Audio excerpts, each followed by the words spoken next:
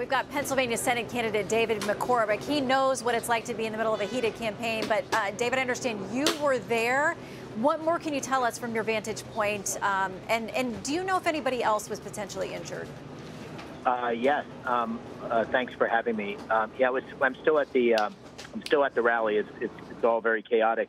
But I was in the front row, and President Trump had just announced me and had suggested I come up and invited me to come up on the stage, and then he said no, he'll have him come up in a minute or two, and then there were a number of shots, and the crowd just sort of, went to the ground, and the Secret Service came and very quickly tackled the president, but there were 7 or 8 shots, and it was hard to tell whether they came from one direction or from 2 different weapons. It wasn't clear, at least I couldn't tell, and then.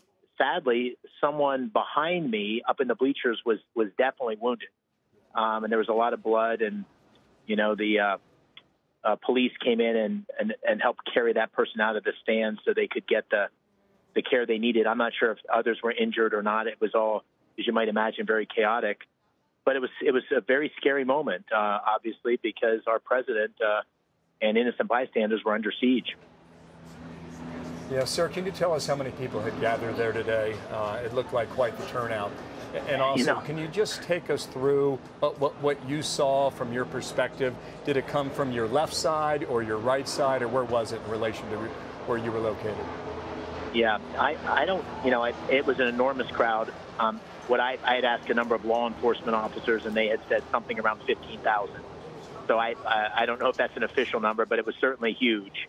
And it just kept coming and coming. It was building throughout the day. It's hard to tell, but at least some of the shots, I was sitting to President Trump's right as he was facing the crowd, and I was in the front row. It felt like some of the shots came from his left side, which would make sense because someone behind me was hit. So it felt like at least some came from that side of the crowd. And as I said, I couldn't tell whether it was one gun or 2, but there were 7 or 8 shots, just one right after another. Well, and Dave, I mean, you're an Iraq War vet. You have served us in uniform voluntarily like these law enforcement folks out there today. So it is unmistakable to you that these were gunshots. This was a firearm. Yeah, it definitely seemed to be the case. I'm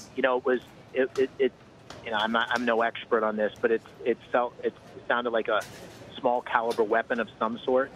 Initially, I thought it might be fireworks or something, but then the succession of the shot, I think it was clearly a weapon, a firearm. And as I said, I couldn't tell whether it was 1 or 2, but clearly this was, from my vantage point as someone who was there, it seemed very much an attack directed at the president, and a very scary moment. Sir, can you tell us again about the person you saw who was injured or wounded? Again, man or woman, and what sort of condition did you notice they were in? It was hard to tell. A number of people sitting around this person. It looked like a man. It was a large person. A number of people sitting around it started to administer first aid, and it looked like he had shirts wrapped around him to try to stem the bleeding. And then some police officers came in and carried him out of the stands, and all of that took a couple minutes. So I was sort of focused on that because it was to my back. Whether there were other people wounded or not, I couldn't tell. Of course, it was an enormous crowd, and the way it was set up, the president was on a podium, but there was a crowd behind him, and he was 360 around him. So once the shots happened, it became. It wasn't panic. People didn't panic, but it was very chaotic, and everybody went down to the ground. Everybody was laying on the ground because we weren't sure the shooting was done. Yeah. Sir, I'm going to ask you a question. Choose to answer it the way you like. Is Donald Trump lucky to be alive right now? I think so. Yeah, absolutely, I think so.